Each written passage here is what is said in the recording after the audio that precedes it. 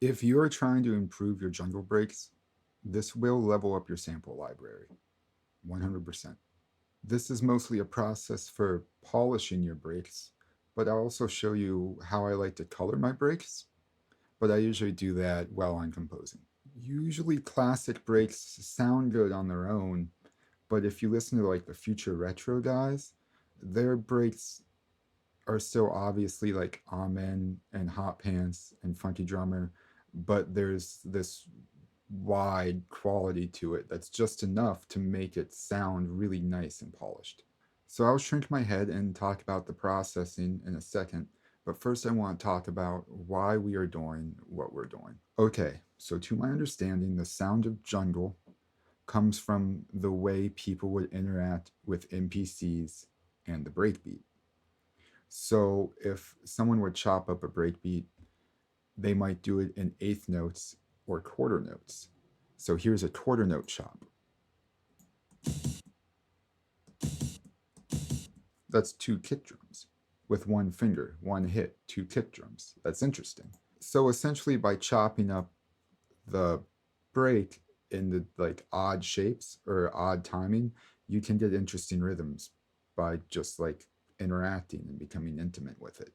So by moving those awkward sized chunks around, it sounds cool. It sounds kind of like you're playing an MPC. But the problem was my breaks still didn't sound as good as other people's. They were composed in interesting ways, but they didn't shine. So the tiny FaceTime, here we go. Shrink my head. Okay. I've read where people have said to gate the reverb. I've heard two different reverbs. I've heard massive amounts of saturation and compression. I've heard no saturation and no compression. All in all, I think all of these are wrong.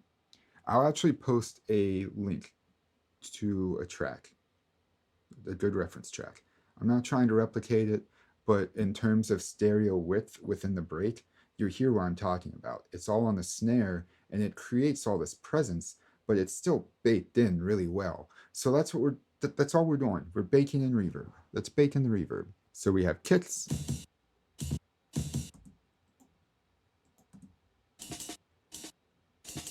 we have hi-hats and shuffles, little snare hits, and then we have the real snare.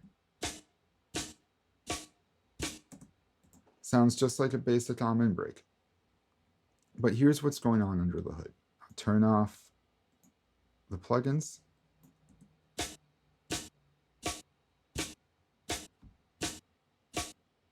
Add the reverb.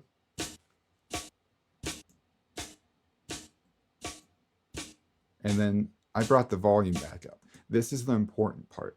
This is why you can't saturate individual kick drums or pan individual hi-hats, because it will fall apart once these kick drums start to hit, because the same hi-hat is playing right here that's playing like right here. So they have to sound the same. That's a lot of limitation. So reverb on this doesn't work because there's also going to have to be reverb here, or else the whole context just falls apart. So the best thing I have found is to put reverb on just the snare. If you're trying to replicate a British sound, sometimes it helps to start with a plate reverb, but I like room reverbs. That's just me. Let's do it in the context of the break.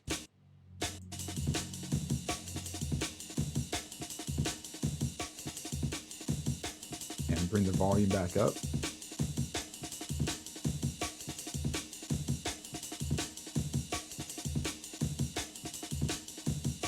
It's keeping everything leveled out. That's very, very important. Now here's the EQing for the reverb. You can see I put it in an FX layer, and in Bitwig there's actually a mix knob, but in Ableton I think you'd have to put a dry layer like this and mix them together. And then I like using the convolution reverb because you can shape the reverb really easily. You have this end and start time, and then you have these, I don't know what you'd call them. They're just like Maybe it's like an ADSR. Now, reverb EQing I have played with a lot. You can get some good results by putting like a scoop around the 8 to 900 range. Now, what I found really took this to the next level was putting a high cut on the reverb. Obviously, keep the lows mono. Don't let any reverb in here. But like this, hold on, I'll show you.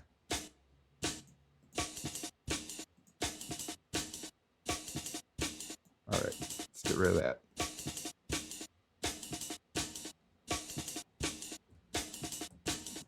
See, I feel like cutting off the high end works a lot better than a gated reverb because it just kind of like everything bleeds into itself. Whereas when I was trying the gated reverb, no matter how much I tried to smooth it out, it ruined the whole break. It didn't make sense. That's because we're trying to preserve the room tone to some degree. So as soon as the room tone's gone, the amen break sounds bad. So by cutting off the high end here, but leaving the room reverb here, it just it bleeds into itself. It sounds good, I think.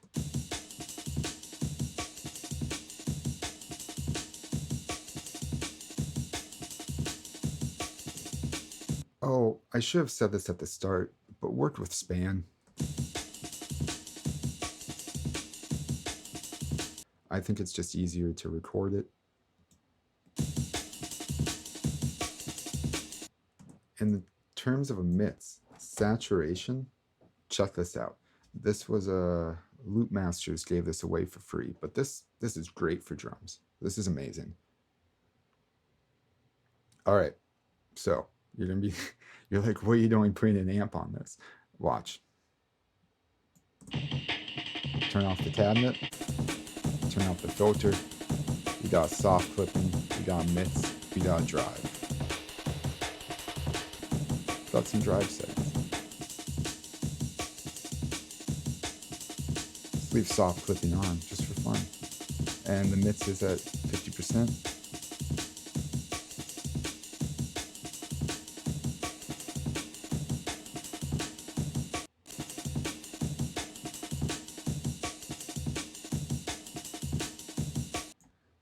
I love that. That works so well.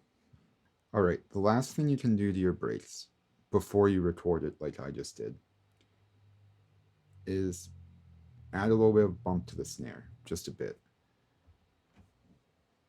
Stranger did a video where he like EQ'd the hell out of an amen, and honestly, I think it sounded like shit at the end.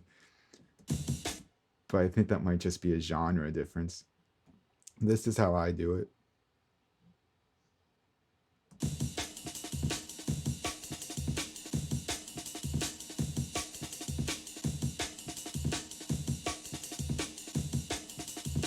Just find somewhere I like. There is no specific region. Just follow your ear, and if you say, hey, I think that sounds good, go with it. When you go back 2 or 3 days later and listen to it again, you might change your mind. I like to try to keep it a little sharper once I get into the mid region.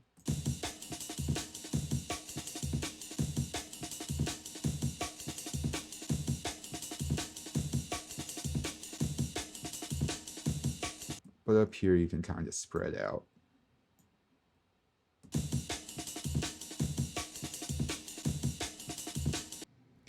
As you can see, this works best as a relatively delicate process. I know you've probably heard it again and again, but the breaks are mastered and mixed. You can't wrestle too much out of them.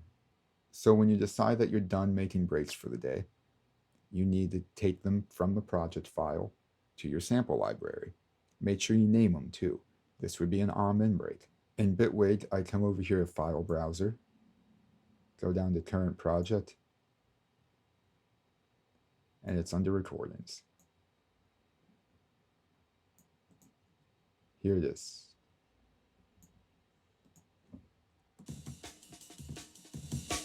Okay, give it a try. Let me know what you think in the comments. Hit that subscribe button and check out the Patreon.